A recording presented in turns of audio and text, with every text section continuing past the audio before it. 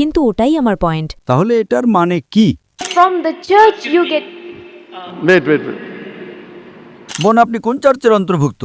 হ্যাঁ, আমি চার্চকে অনুসরণ করবেন না? যদি চার্চ না থাকতো আপনি যীশু খ্রিস্টকে জানতেন না।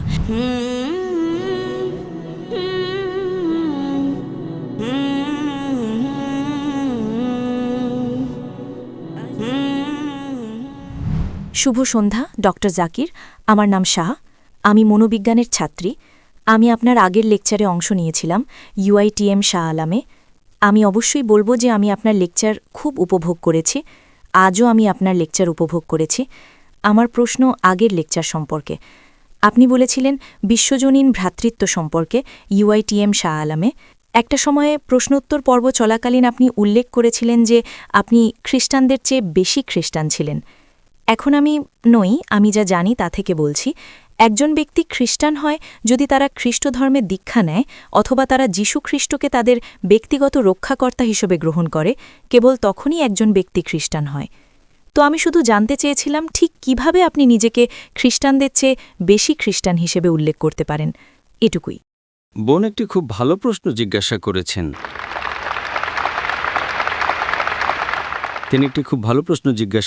তিনি শাহ আলমে আমার কথা শুনেছেন এবং এখানেও তিনি একটি প্রশ্ন জিজ্ঞাসা করেছেন যে আমি বলেছিলাম যে আমি খ্রিস্টানদের চেয়ে বেশি খ্রিস্টান। তো আমি কিভাবে একজন খ্রিস্টান হতে পারি যদি আমি বাপ্তিস্মা না নিয়ে থাকি, যদি আমি বিশ্বাস না করি যীশু খ্রিস্ট ঈশ্বর? বোন, আপনি আমাকে সঠিক উদ্ধৃত করেছেন, কিন্তু আপনি আমার সম্পূর্ণ উদ্ধৃতি দেননি। আমি খ্রিস্টানদের চেয়ে বেশি খ্রিস্টান বলার আগে আমি একটি বিবৃতি দিয়েছিলাম, যদি খ্রিস্টান মানে এমন একজন ব্যক্তি যিনি যীশু খ্রিস্ট আলাইসাল্লামের শিক্ষা অনুসরণ করেন, তবে আমরা মুসলমানরা খ্রিস্টানদের চেয়েও বেশি খ্রিস্টান। সেটা বলার আগে একটি মানদণ্ড ছিল, যদি খ্রিস্টান মানে এমন একজন ব্যক্তি যিনি বিশ্বাস করেন যীশু খ্রিস্ট আলাইসাল্লামের শিক্ষায়, তবে আমি খ্রিস্টানদের চেয়েও বেশি খ্রিস্টান। এবং তারপর আমি বলেছিলাম যে বাইবেল বলে যে যীশু খ্রিস্ট আলাইসাল্লামের অষ্টম দিনে খতনাকৃত হয়েছিলেন। অধিকাংশ খ্রিস্টান খতনাকৃত নয়, সমস্ত মুসলমান খতনাকৃত। বাইবেল এফিসিয়েন্স বই অধ্যায় 5 আয়াত 18-তে বলে মদপান করো না। হিতোপদেশ বই অধ্যায় 20 আয়াত 1-এ বলে মদপান করো না। সামগ্রিকভাবে মুসলমানরা মদপান করে না, কিন্তু খ্রিস্টানরা করে। বাইবেল লেবীয় পুস্তক অধ্যায় 11 আয়াত 7 এবং 8-এ বলে শূকরের মাংস খেও না। দ্বিতীয় বিবরণ বই অধ্যায় 14 আয়াত 8-এ বলে শূকরের মাংস খেও না। ইসাইয়া বই অধ্যায় 65 আয়াত 2 থেকে 5-এ বলে শূকরের মাংস খেও না। আমরা মুসলমানরা শূকরের মাংস খাই না, কিন্তু খ্রিস্টানরা খায়। বাইবেল বলে হিজাব করো, যে তুমি মাথা ঢেকে রাখো।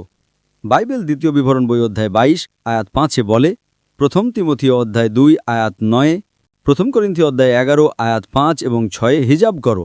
সামগ্রিকভাবে মুসলমানরা হিজাব করে, কিন্তু খ্রিস্টানরা মাথা ঢেকে রাখে না। যদি খ্রিস্টান মানে এমন একজন ব্যক্তি যিনি যীশু খ্রিস্টের শিক্ষা অনুসরণ করেন, আমরা মুসলমানরা খ্রিস্টানদের চেয়েও বেশি খ্রিস্টান। কিন্তু ওটাই আমার পয়েন্ট। খ্রিস্টধর্ম মানে এমন একজন ব্যক্তি নয় যিনি খ্রিস্টের শিক্ষা অনুসরণ করেন, কারণ নাসরের যীশু একজন ইহুদি ছিলেন। তাহলে এটার মানে কি?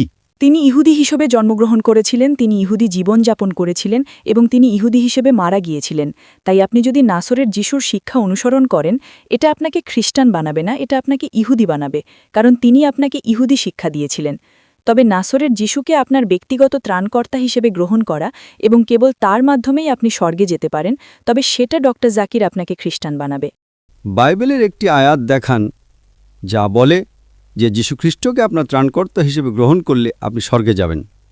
আমাকে সম্পূর্ণ বাইবেলে একটি দ্ব্যর্থহীন উদ্ধৃতি দিন যেখানে যীশুখ্রিস্ট নিজেই বলেছেন যে আমি ঈশ্বর, অথবা যেখানে তিনি বলেছেন আমার উপাসনা করো, আমি আজই আপনার খ্রিস্টান ধর্ম গ্রহণ করব। আপনি যা বলছেন তা চার্চের শিক্ষা, বাইবেলের নয়। হ্যাঁ, ঠিক তাই, কারণ চার্চ থেকে আপনি পান। Wait. বোন, হ্যাঁ। আপনি একটি ধর্ম বুঝতে চান, ধর্মগ্রন্থ পড়ুন, অনুসারীদের দিকে তাকাবেন না। আচ্ছা, অনুসারীদের দিকে তাকাবেন না। আমি আপনাকে বলেছি, যদি আপনি ইসলাম বুঝতে চান, মুসলমানের দিকে তাকাবেন না। ধর্মগ্রন্থ কোরআন এবং নবী মুহাম্মদ সাল্লাল্লাহু আলাইহি ওয়াসাল্লামের খাঁটিবাণী পড়ুন। যদি আমি খ্রিস্ট ধর্ম বুঝতে চাই, আমি চার্চের দিকে তাকাবো না। চার্চ বাইবেলের তত্ত্বাবধায়ক নয়। চার্চই খ্রিস্টান তৈরি করেছে। যদি চার্চ না থাকতো তবে কোনো খ্রিস্টান থাকতো না। সেটাই আমি আপনাকে বলছি।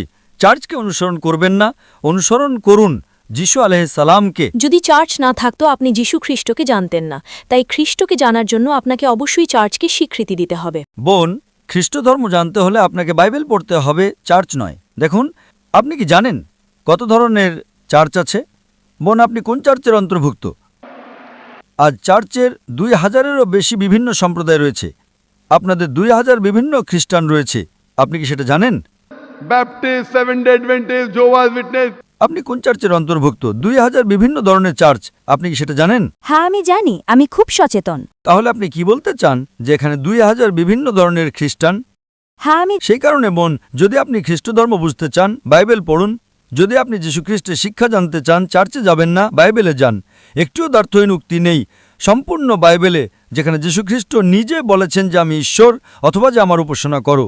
সুতরাং যখন যীশুখ্রিস্ট বলেননি, যদি আপনি যীশুখ্রিস্টকে সর্বোচ্চ কর্তৃপক্ষ মনে করেন, যাকে আমি একজন রাসূল মনে করি, রাসূল চার্চের চেয়ে অনেক শ্রেষ্ঠ।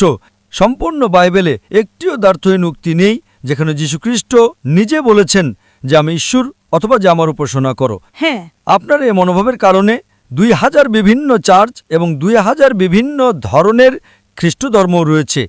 আপনি কোন খ্রিস্ট ধর্ম অনুসরণ করবেন? যদি আপনি ইসলাম অনুসরণ করতে চান, কোরআন এবং মুহাম্মদ সাল্লাল্লাহু আলাইহি ওয়াসাল্লামের খাঁটি হাদিস পড়ুন। যদি আপনি হিন্দু ধর্ম অনুসরণ করতে চান, বেদ এবং উপনিষদ পড়ুন। যদি আপনি খ্রিস্টান হতে চান, বাইবেল পড়ুন। যদি আপনি এইসব ধর্মগ্রন্থ পড়েন, আপনি এক সত্য ধর্মের কাছাকাছি যাবেন। সেই ঈশ্বর, এক ঈশ্বর, যার কোনো প্রতিমূর্তি নেই। সেই ঈশ্বর, এক ঈশ্বর, যার কোনো সন্তান নেই, পিতামাতা নেই। এবং যীশুখ্রিস্ট আলাইহিস সালাম গসপেল অব জন অধ্যায় 16 আয়াত 12 থেকে 14-তে বলেছেন, আমার তোমাদের অনেক কিছু বলার আছে, কিন্তু তোমরা এখন তা সহ্য করতে পারবে না। যখন সেই সত্যের আত্মা আসবেন, তিনি তোমাদের সমস্ত সত্যের পথে পরিচালিত করবেন। তিনি নিজের থেকে কথা বলবেন না, যা শুনবেন তাই বলবেন। তিনি আমাকে মহিমান্বিত করবেন। আচ্ছা, এখানে যীশু খ্রিস্ট আলাইহিসসালাম শেষ এবং চূড়ান্ত রাসূল নবী মুহাম্মদ সাল্লাল্লাহু আলাইহি ওয়াসাল্লামের আগমনের কথা বলছেন। তাই তিনি সবাইকে বলছেন শেষ এবং চূড়ান্ত রাসূলকে অনুসরণ করতে, কিন্তু আপনারা অনুসরণ করতে চান না। কারণ যদি সবাই শেষ এবং চূড়ান্ত রাসূলকে অনুসরণ করে, তাহলে কে চার্চকে অনুসরণ করবে? যীশুখ্রিস্ট কখনো বলেননি চার্চকে অনুসরণ করো। বাইবেলের কোন আয়াত সেটা বলে? বাইবেলের কোন আয়াত? তাই আপনাকে যা বুঝতে হবে, যীশুখ্রিস্ট আলাইহিস সালামের শিক্ষা পড়ুন। যে কেউ আপনাকে দূরে নিয়ে যেতে চায় যীশুখ্রিস্ট আলাইহিস সালাম থেকে, সে ভালো নয়। সেই কারণে আমি বলেছিলাম যে যদি খ্রিস্টান মানে এমন একজন ব্যক্তি যিনি যীশুখ্রিস্ট আলাইহিস সালামের শিক্ষা অনুসরণ করেন, আমি খ্রিস্টানদের চেয়েও বেশি খ্রিস্টান। যীশুখ্রিস্ট খতনাকৃত ছিলেন, আমি খতনাকৃত। এর মাঝখানে এখন চার্চের কি করার আছে? যীশুখ্রিস্ট বলেছেন ওল্ড টেস্টামেন্টের সমস্ত আদেশ মেনে চলো। ওল্ড টেস্টামেন্ট বলেছিল শুকরের মাংস খেও না, তবুও চার্চ বলে শুকরের মাংস খাও। আপনি কাকে অনুসরণ করবেন? কে শ্রেষ্ঠ, যীশুখ্রিস্ট নাকি চার্চ? সেই কারণেই যে কোনো ধর্ম বুঝতে ধর্মগ্রন্থ পড়ুন, আপনি সেই ধর্মের কাছাকাছি যাবেন।